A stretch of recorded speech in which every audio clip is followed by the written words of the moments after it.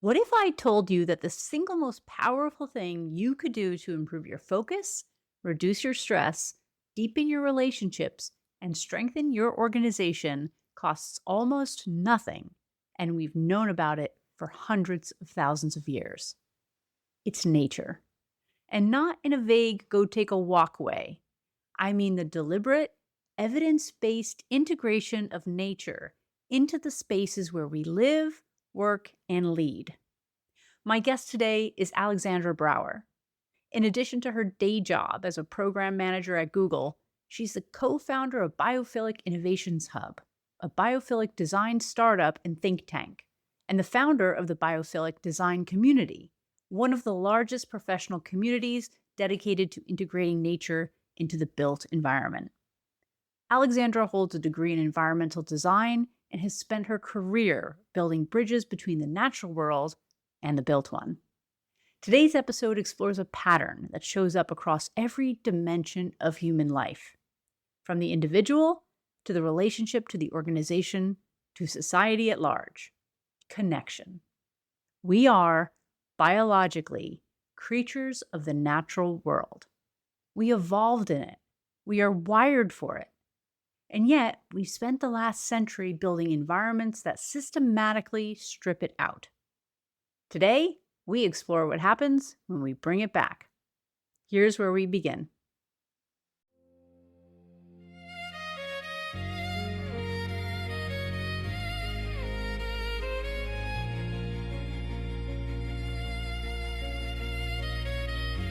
I wanted to start by quoting something you've written. At first, I tried to adapt. I walked city parks, sought out botanical gardens, and even made a habit of weekend hiking.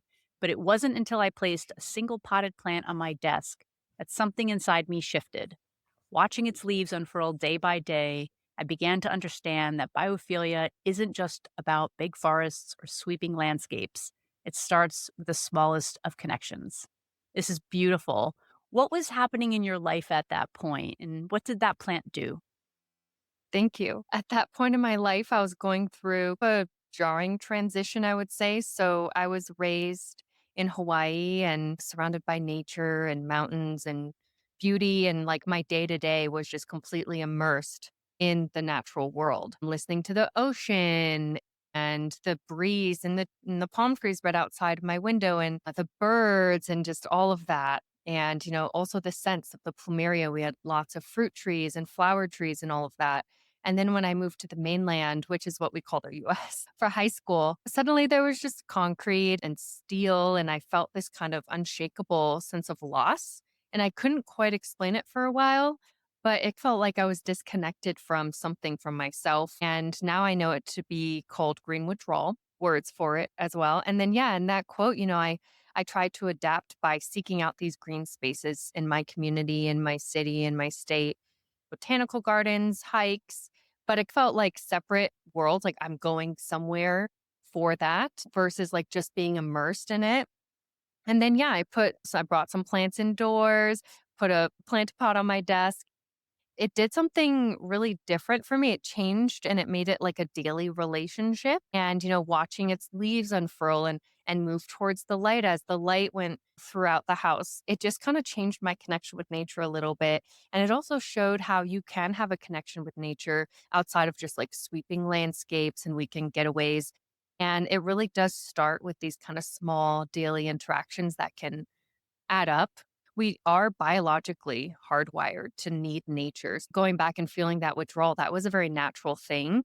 And some people probably don't feel it as acutely as I did because they never had as much of that in the first place. There's research that shows that true biophilia requires that sustained engagement with nature. So you need those repeated daily opportunities to interact with the natural world. They can't be these isolated, like one off interventions. And that's how we foster that emotional attachment. That's how we improve health sustainably and long term and enhance our well being. I ended up studying environmental design. It's technically architecture school, but a focus on sustainability in design, applying sustainability to design.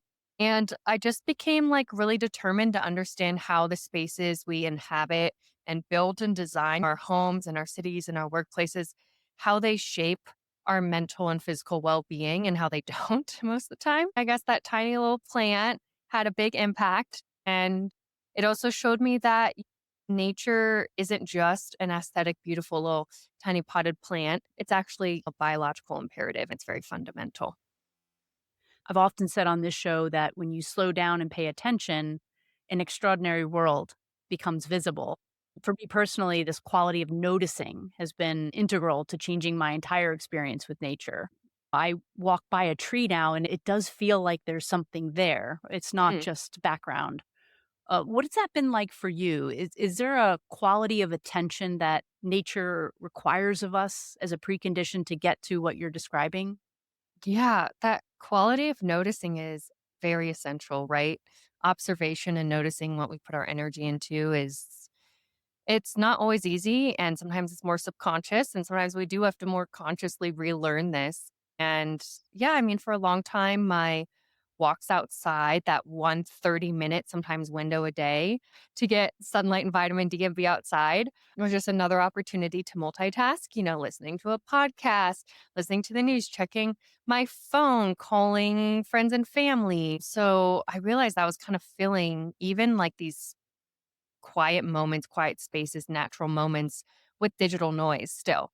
We're already moving through such an accelerated pace in our day-to-day lives, and it's only compounding. I work in tech, so I think I have an interesting perspective and impact on that. But our devices are these heavy things burning holes in our pockets and compelling us to capture all the time and digitize everything rather than fully experience it.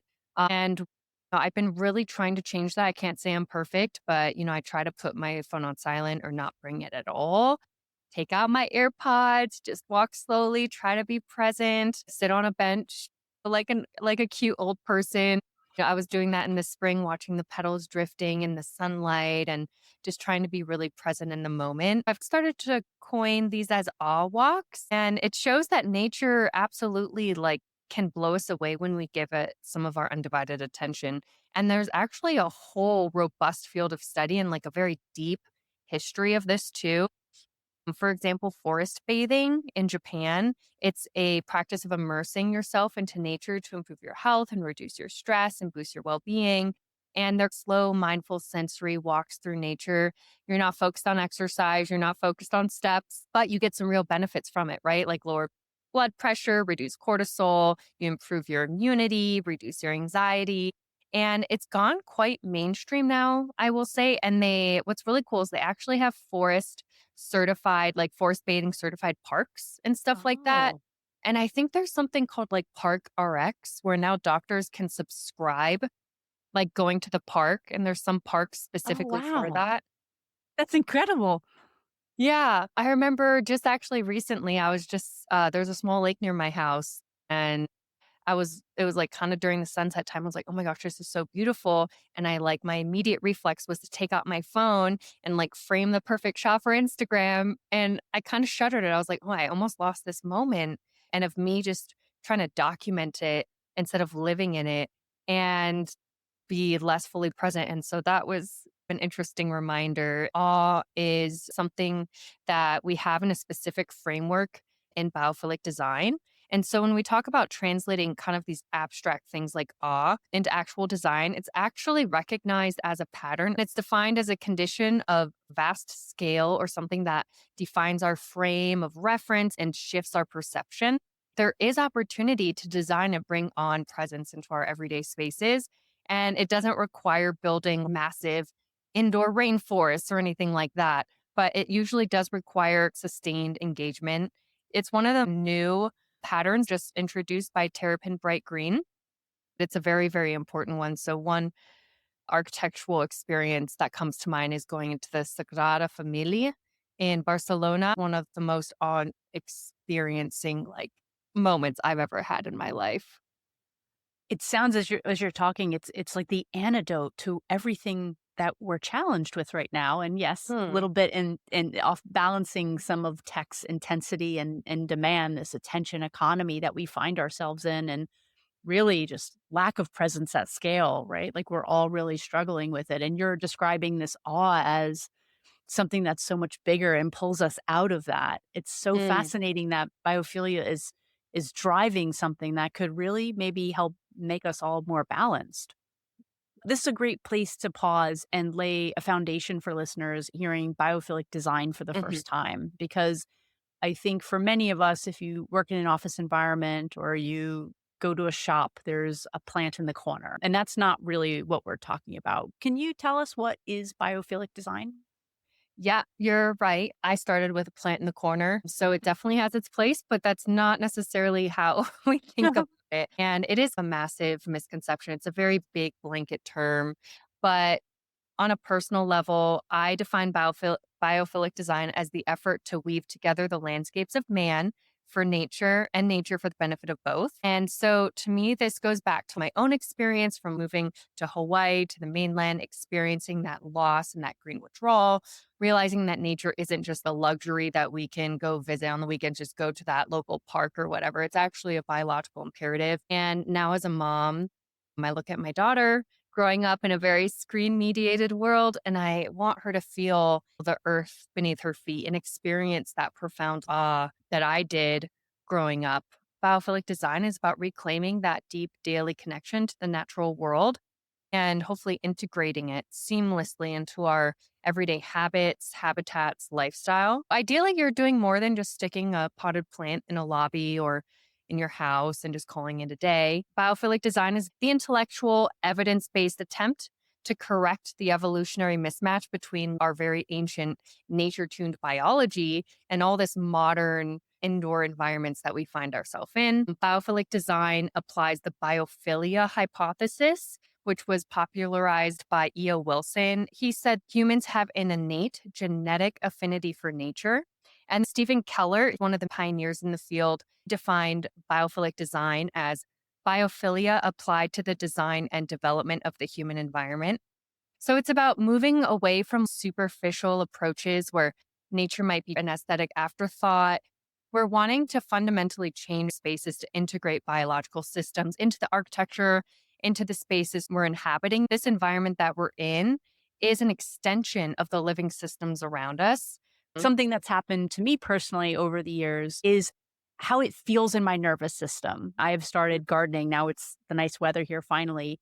So gardening will become a part of my daily ritual at least once a Mhm. day, sometimes twice a day. And starting the day in the garden, and I cut my peonies this morning, they're over here. Lovely. It is such a different energy to start the Mhm. day doing that. I feel happier, I feel healthier, more balanced. So it's almost, I guess, a way of thinking that nature isn't something I go out into, but I'm sort of reconnecting. It's like literally it is us, right? Is Mhm. that sort of what your hypothesis is talking about? Oh, yeah. Yeah. I mean, we are nature. People forget that very simple concept. It's simple, but it's so powerful. Yeah, you talk about like branches and fractals and neural networks and all of that. Yeah, there's this really interesting quote because I also love the science and the physics behind things too. Even if I don't understand all of it, Same. it's fun to like know that it's there. But Galileo said something like the book of nature is written in the language of mathematics. So it's very much to your point. Yeah, I mean, fractals are basically the fingerprint of nature and they're patterns that repeat at different scales. There's tree branches that mirror our neural networks, but it goes a lot further as well. Like apparently our lungs are fractals, our blood networks are fractals, and researchers are actually finding that the way our DNA is folded up is a fractal pattern and it goes beyond the planet too. So, like the distribution of the stars in the sky are fractals on my LinkedIn community, Biophilic Design. I recently interviewed Dr. Richard Taylor, who is a physics professor at the University of Oregon, and we talked about fractals. And he even speculates that dark matter actually could just be giant fractals. So nature doesn't just stick to one size. It's very beautifully complex and decadent, and it's pretty much fractals all the way down. Our biology is a fractal, and we aren't just surrounded by these patterns, we're made of them. Exactly. Yeah, Wow, that is exactly. it's so exciting. It feels like, the mysteries of the world, of ourselves, of our universe, right? There was a Danish longitudinal study that followed more than 900,000 people, found that those with the least exposure to green space during childhood had up to a 55% higher risk of developing a psychiatric disorder in adults. Wow. So, depression, mood, eating disorders, schizophrenia. Adults in nature deprived environments show measurable deficits in attention and working memory, elevated cortisol, and a weakened immune function. And there's even emerging evidence that connection to nature can partially buffer the harm of social isolation, Hmm, producing well-being benefits that rival some forms of human connection.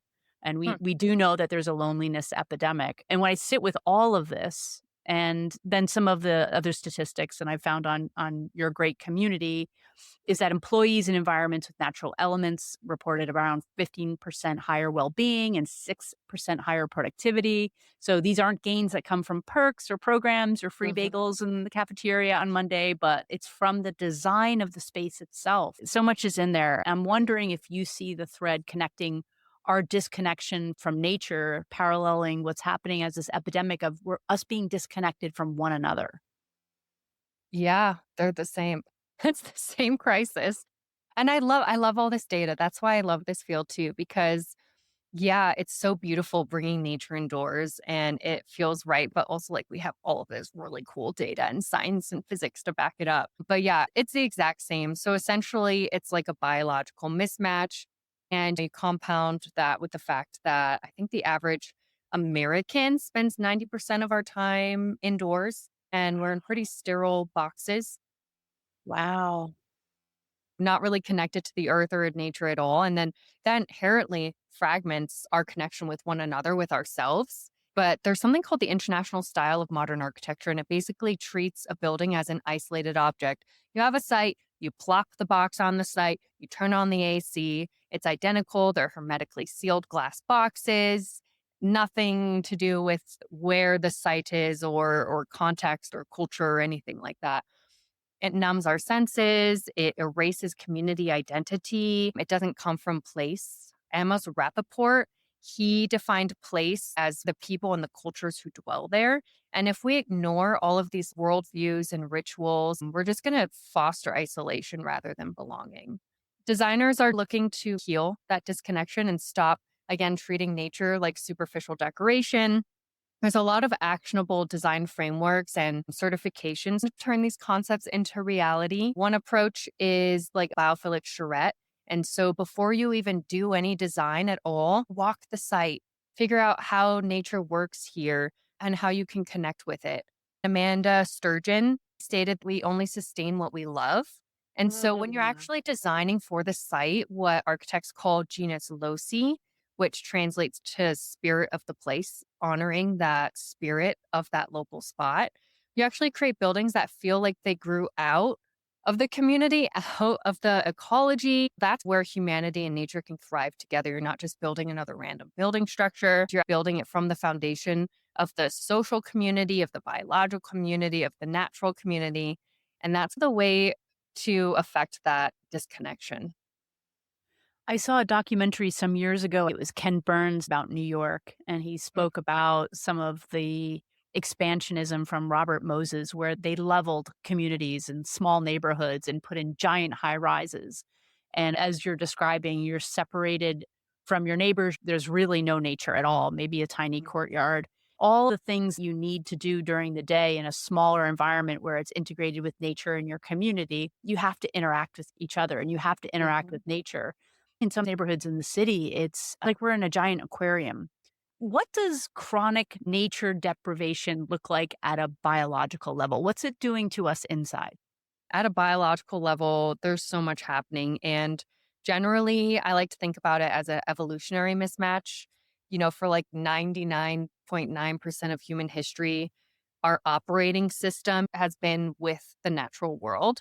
And like I said, we spend 90% of our time indoors, trapped in modern architectural boxes. So our brains and our visual systems and our cortisol levels and everything spent 600 million years evolving to these like natural geometries. And now we're placed into these like little boxes with straight lines and squares and circles and all this. And our brain is not fluent in these artificial shapes. And so walking indoors is like being taken out of the land and being forced to speak a different language. There's a subconscious strain constantly because we're trying to process this built environment. And it actually causes a lot of psychological and physiological stress, and that creates chronic issues separate. When your body's always stressed, it can lead to depression and high blood pressure, leaky gut, and hormone imbalances. This is a really well studied phenomena. Researchers coined it as sick building syndrome. Occupants experience very acute, measurable health issues, decreased creativity, higher rates of childhood obesity, attention issues. And so, designers, architects have power to proactively build restorative habitats. This actually acts as a preventative medicine. I want to shift because we're talking about own experience, and we've both been sharing a lot of data that's really meaningful. I'd Mhm. like to understand what you've seen in practice when someone introduces even minimal biophilic elements into a space they're in. So, is there more support on the opposite of how this can be mitigated? Yeah, it's actually very empowering and surprising that when you introduce like even minimal biophilic elements at incredible speed and scale, stuff begins to shift. And there's a lot of positive physiological responses. And it doesn't necessarily take weeks or months to build up. It can be triggered in milliseconds. One thing from my previous podcast with Dr. Richard Taylor, he conducted some super cool research with NASA. They wanted to help astronauts heading out into deep space feel less stress. And so they found projecting images of mid complexity fractals on the walls of a mock up space station reduced the astronaut stress levels by 60%. And Wow. this was like in milliseconds of seeing it. And so you can definitely introduce minimal or low to no cost biophilic elements into everyday spaces. And there are tangible measurable shifts in human cognition, in productivity, and in health. One example is just the view and the layout. Rearrange your desk, rearrange office workers, have access to the views. Make sure that you design a little window with a view. So that can actually increase 15% increase in mental function right there. Solving problems 7% faster right there with a seated view of vegetation. Thinking about airflow, providing natural ventilation, 57% reduction in sickness absence. Done. Acoustics and scent, that's pretty cheap. You can like even zero architectural changes, right? Or, there's a lot more complex things you can put in the HVAC system, but there's cheaper ways too. Ambient nature sounds on headphones, that's free. Incorporating natural scents. Maybe there's a garden and you have a window open, you can smell. Apparently, rosemary has been shown to increase working memory of children in classrooms. Incredible. Pretty cool. So incredible. Yeah, there's also lots of healthcare outcomes. Just placing someone in a bright, sunlit room, 26 to 41% reduction in length of stay. And just Wow. something as simple, like I said, aromatherapy post surgery results in patients needing 56% fewer pain relief medications. I mean, go back Incredible. to like, holy wow, we are nature, right? If proof is in the pudding a little bit. So when people ask what shifts around, my answer is like our entire biological baseline, right? Our What visuals. doesn't? What Yeah, doesn't shift around? exactly. Yeah. Yeah. Going back to the evolutionary thing, we evolved with nature and our systems and our brains evolved. And so we inherently thirst for this connection. So when we're presented with it, we see shifts really quickly. And designers can implement this stuff really minimally, right? Yeah. It's really beautiful, actually, and empowering. It really is, and it validates an argument I was having with my partner at home because he's like, "You," in the beginning before I started gardening, he's like, "You kill all these indoor plants." I was really struggling with indoor plants for some reason. And he's like, Me "Let's get too. the silk plants." He kept and I was like, "No, we," and he was just like, "But you don't have to worry about watering them. They're not gonna die." Yeah. And I'm like, "But that's not the point." I do have them now all around my office, and it is a Mhm. different energy, but there's something about nurturing and caring and slowing down that I think is really important. That, yeah, it is, quote unquote, a burden that have to take care of them. But I think Mhm. that there's something important for humans when we have to care and nurture for something else. You've written about the value of slowness, that Mm. a tree doesn't rush to grow, a seed doesn't bloom overnight. There's Mm. a lot of wisdom and resilience in that patience, and like directly counter to how most of us in the West are living. I'd love to talk about how slowness aligns to thriving, and Mm. what do we lose when we only operate at machine speed, and how does maybe nature help us repattern when we slow down? Yeah. That's really astute observations. Yeah, it's a tightrope, right? Kind of got to navigate it. carefully. I mean, full disclosure, I work at Google and I've been in high tech corporate environments for pretty much my entire career. So I am a little bit biased, but I feel like, we do have to embrace some of the speed and some of the technology. And I am a techno optimist in some ways. And I know the AI, there's a lot going on around AI. The CEO of NVIDIA said that AI is not going to take your job. The person who uses AI is going to take your job. So in my own work, when I think about using technology and using AI, you always invite AI to the table, but you're always there. A human always needs to stay in the loop. So, as AI and software and technology and all of these tools are advancing and taking more of our time, we can't forget that we aren't machines. We can't lose our essential human intuition, and we really have to balance all of the culture and the technology and understand that some of the most advanced technology that we have is actually the wisdom of nature and the ancestral wisdom of indigenous peoples. And to just remember that nature has 3.8 billion years of research and development and technology. So we don't need to constantly be reinventing the wheel either. There is a real value of slowing down in this digital age, especially with this AI race and everything. And it goes far beyond me just like taking a break from my screen and going out for 30 minutes. I really think more and more it's about connecting with the profound ancient idea that nature is not just a resource. Nature is technology and it's an ancestor that we can learn from. And then that kind of shifts our perspective that it's like a relative. It's not a piece of property. And that changes our relationship and our sense of respect for it. And going back to being slow and being present, you wouldn't just sprint past your grandma and just check your phone. You would sit down with them, you would listen with them, you would spend quality time with them. Same with nature. We should do that because they're our ancestor, right? So slowing down makes us present with our oldest relatives. And then, to see this in practice, actually, one example is New Zealand. With agreements with the Maori people, they passed legislation that granted legal personhood to natural landscapes, including mountains and forests and rivers. Not going Wow. to try to pronounce the landscapes' names, but they didn't just label it as a protected park. They legally recognized them as living entities and rights similar to a human person. It's just beautiful. It's a beautiful example of treating our environment as a relative and shared lineage that we must honor. And so when I do look to the future, there is a balance that we have to strike. I love the brilliance of technology at times and the progress and the fast change. It's really fun. And we can use that to optimize some very archaic designs and way of thinking in cities and buildings and culture. But at the foundation, everything really has to start from us and that in human intuition and drawing from that deep ancestral wisdom.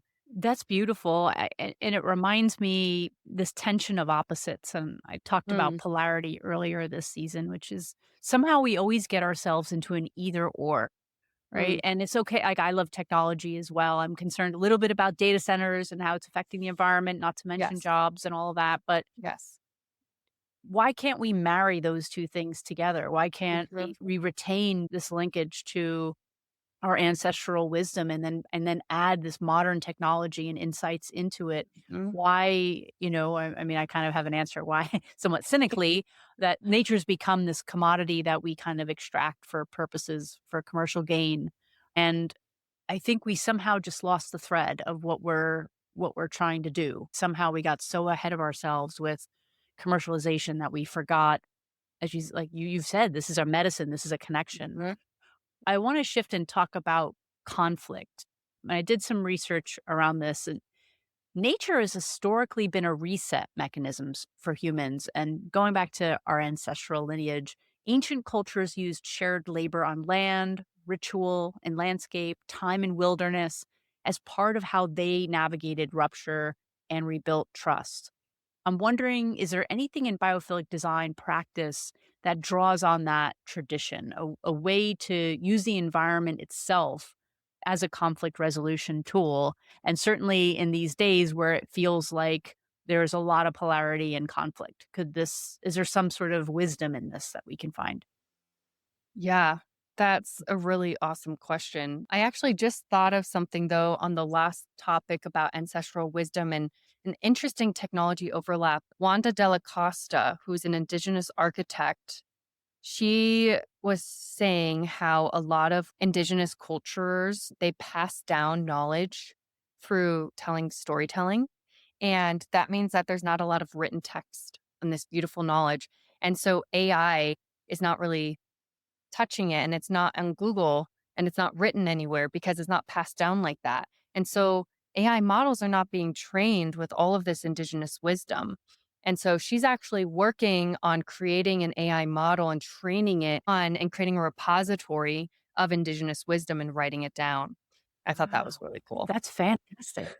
Yeah, but yeah, I mean, by life I've been dancing between those extremes a lot. I actually just shifted my role at Google, but for the past over 5 years, I worked in high stakes incident response and privacy and cybersecurity.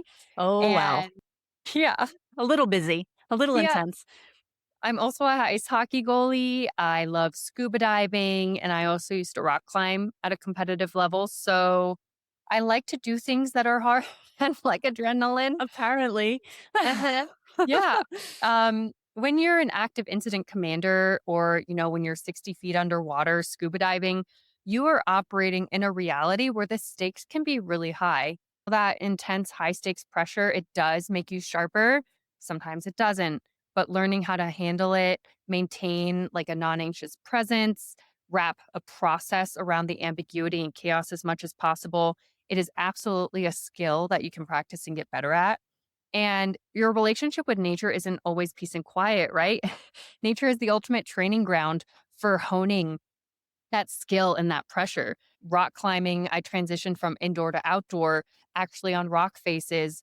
Profoundly humbling, profoundly humbling. Nature reminds you all the time that you are not in control. You're not in control on the mountain or the ocean, 60 feet, 100 feet, whatever, underwater. You're only in control of your own response.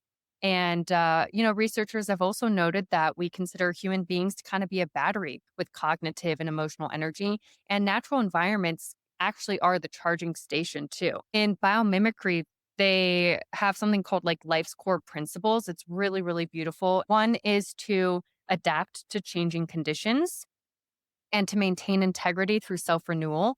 And so nature really teaches us both how to survive crisis with that non anxious presence and then also how to actively recharge and renew ourselves. But sometimes, like a baby bird, it pushes us out of the nest and says, okay, you got to learn to fly now. How impressive all the things that you do. I've been diving for a while too. And to your exact point, it forces you to be very present. One little tiny story I had been diving for a while. I guess I was getting a little bit too confident, and nature decided to remind me. I think I was the last person in the group, and the dive master sends me back up. I'm doing my surface stop, and I decide I'm not going to hold on to the thing because I want to be cool and I can do it. And so I'm looking Mhm. at my watch, and next thing I know, I turn around and the boat's gone because I guess the waves had picked up, and I hadn't realized I had drifted away. And then all of a sudden, I'm like, okay, don't get excited. It'll be fine. And I ended up, they teach you, you have to swim a little bit. And if you can't see the boat, then slowly ascend. And so that's what I did. And there was a whole boat full of people like far away looking for me and then screaming, there she is, with my tail between my legs. Mhm. I swam back and I just thought, and to this day, it was such an important lesson and luckily a pretty Mm. benign one that, in the face of nature, no matter how many dives you've had or where you've gone, you have to have this humbleness. And in some Eastern spiritual traditions, that beginner mind, right? It's sort Yeah. of like it's so wise in how it teaches you.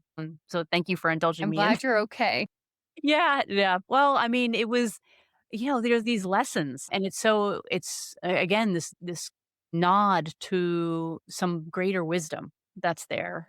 And then also you're there to help support others too, right? So then you can be that calm person that knows how to deal if an emergency or if a crisis comes up as well. And you need those people.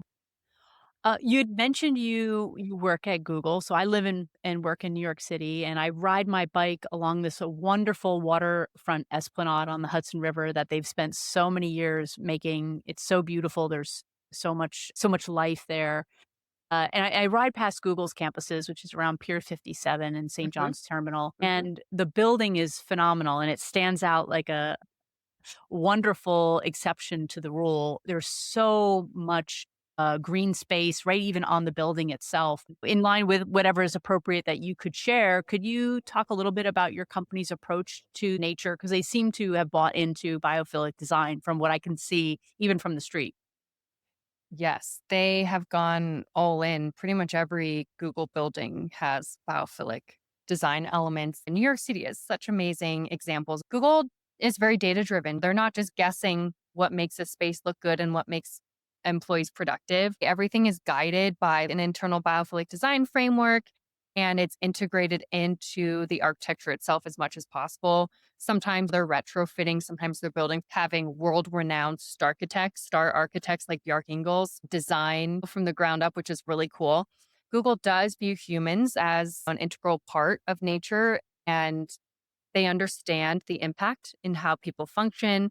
And there's a whole bunch of things that they target, like mood and problem solving and cognitive function and things like that. And they do know and recognize that these environments are very stressful. They're very information rich, and there's a lot of coping and critical thinking that needs to happen. But also, we need some intellectual restoration, some comfort. I know that New York City specifically, they did a redesign.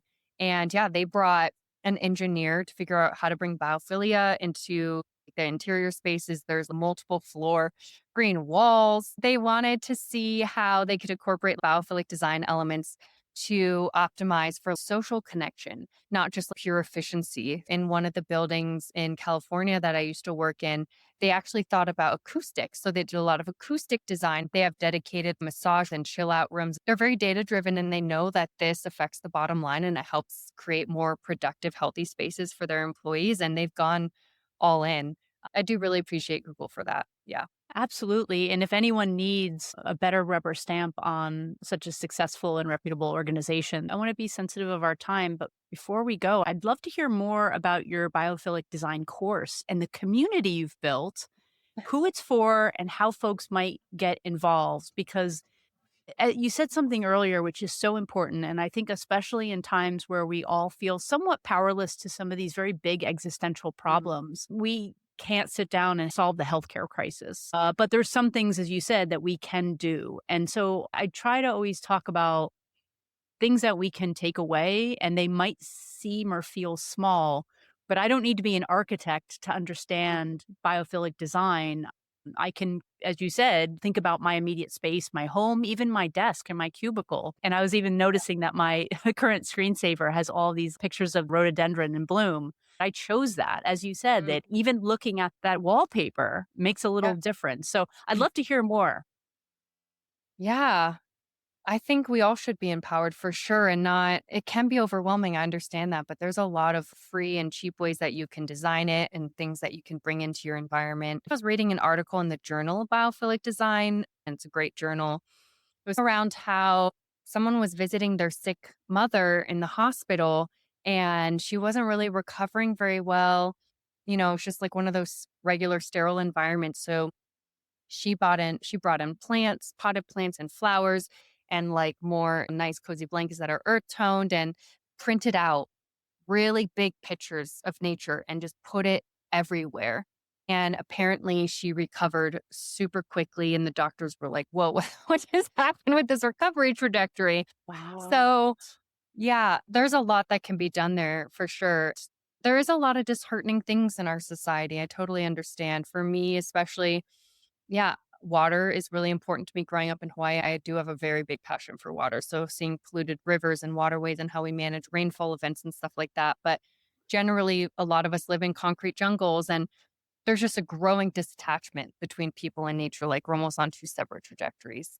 And basically, this detachment from nature and leaving Hawaii and then studying sustainable design when I graduated, it was really hard to find a job doing this sort of thing. Biophilic design was very niche 15 years ago, but it's up and coming, which is really exciting. So I created the Biophilic Design Community on LinkedIn back in college because I wanted to give hope to myself, really, and to inspire myself that people are actually doing this. This is a thing. This does work at any scale, in any climate, at any budget, all around the world. And I wanted to connect with other people who are doing things and real things and boots on the ground. So I wanted to really make a space for professionals and enthusiasts. And that's the same with my course. My community is around 130,000 people. Wow. That's Yeah, we have a little incredible. newsletter. So definitely check it out. I really do. Yeah, again, just want to give people hope and remind us that we're not alone to restore the balance between the built and natural world. And then I had my daughter, Amelia, who's almost 2 years old, and she kind of put a fire up my backside of what is the world that she's going to be inhabiting and made me want to rediscover some of this and just to shout it from the rooftops. So I created the Learn Biophilic Design course, and it really distilled everything that I've learned in architecture school and then everything from running and managing the community and just my own experiences. But I wanted to make it in a really approachable format. I really think that architecture and design can be a little snooty and be a little walled gardened. Yep. And I really didn't want this to just be for specialized people who have access to formal education and stuff like that. It's very multidisciplinary. If you live in a home or you work in an office, it can relate to you, right? And so I really wanted to make it highly accessible and practical and inspiring for anyone to take ownership of the spaces that they inhabit, really at any scale. But saying that, you do have interior designers and architects and are learning how to apply biophilic design into their projects as well, because I do have very specific frameworks that also are good for that audience too. But I wanted to make sure that other folks who don't have architecture degrees can also have access to this. But yeah, that's essentially why I created the community in college and why I created my course. That's so it's so inspiring and something and some number of people who've come on here who have started something because it was something they needed. And I Mm, always find that those are the things that are successful. It's like you create what you need or needed as a child or when you were younger or you need now. Most likely someone else needs it too. And so mm. you're not just healing yourself, you're healing the world. And Oh. as we were talking about today, just how important this is to our humanity, to our mental well-being, to our physical Mhm. well-being, not just how it makes us feel, but this is the food we eat. This is the food our food eats. Mhm. This is us. We are entwined with this. And so you shouting it from the mountaintops is so important. It's courageous and it's so easy right now to shut down. And you could have easily just been someone who posted pictures of flowers on your Instagram feed. I'm sure running a community like you're running with a very successful career is a lot. And so I want to And now thank with you. AI too, I'm really trying to balance like how much AI do I put out there? What's AI Mm. slop? What can you trust now? Cuz yeah, you can ask AI. It definitely has a place in the design process, right? Especially in the ideation process, you want to get someone inspired. Take a picture of like a room and then put that into Gemini. Sorry, I'm a Google person, so I'm going to say put it into Gemini and say like how do I add more nature into this or make what biophilic design elements can I pull into this? And it can create a rendering for you. And that can really help if you're trying to pitch a project because not everyone is, some people need that visualization. But I am seeing some like kind of AI slop and like some stuff that I'm just like, I don't know if that's functionally going to work very well, or you're not really respecting natural laws and stuff like that. So there's a balance too with all the technology coming out. We need each other, right? Humans are not completely replaceable. Yeah. Maybe the other side of this, just to end on a more philosophical note, is when AI can take care of a certain amount of the work that we used to do, it frees us up to maybe reconnect with our humanity Mm, and nature. And mm, unless Gemini is going to be out in the garden and weeding for me, yeah. I need to do it. And how can we maybe look at this more broadly and Mhm. and stop finding that there's only these two polar choices that we have? Yeah. This has just been so wonderful, and there's so many things I want to talk to you about. But as we wrap up, is there anything else that you want people to know or walk away with? Something that we haven't touched on that feels important to you? Yeah, you're not alone. Thanks for listening. Please connect with me on my LinkedIn. Send me something that you're inspired by so I can share it. Sometimes folks share, like, there was this one thread that we posted, and then people just shared pictures of their garden. was like, oh my gosh, this is so fun what they're growing. I guess people ask me if I could paint a magic brush with biophilia, what would I want? And I guess my dream goal for all of this would be that the lines between the built environment and the wild would be blurred, right? Mm. And going back to that nature deficit that I was feeling, I just really don't want those lines. I don't want us to have to go to a park to experience nature. I want to be inhibiting nature every day, and I want my daughter to feel it every day and have that connection. And just to remind folks that we're not separate from nature and we are nature. And yeah, that's about it. Well, I'm going to put links to your LinkedIn and your course, your community. I'm a member. I can tell you once you start to connect to this stuff, Mm. finding community with other people who get it is also another wonderful opportunity to connect with people. And there's so much out there that's negative. Sharing a picture of the first time you've ever grown a rose and having people congratulate you and tell you it's beautiful, that this is the kind of energy and community that we absolutely want to build. So thank you so Thank you. much. It's been a pleasure talking to you. I'm really inspired by everything you do. And thanks again for your time today. Thank you for the great questions. And yeah, this was really nice. I love connecting with folks who are like minded. And I'm just seeing more and more folks interested in biophilia and biophilic design. And it's giving me even more hope. And we need more of it, not less. And there's room for everyone. There's infinite abundance and room for everyone. Wonderful. Thank you.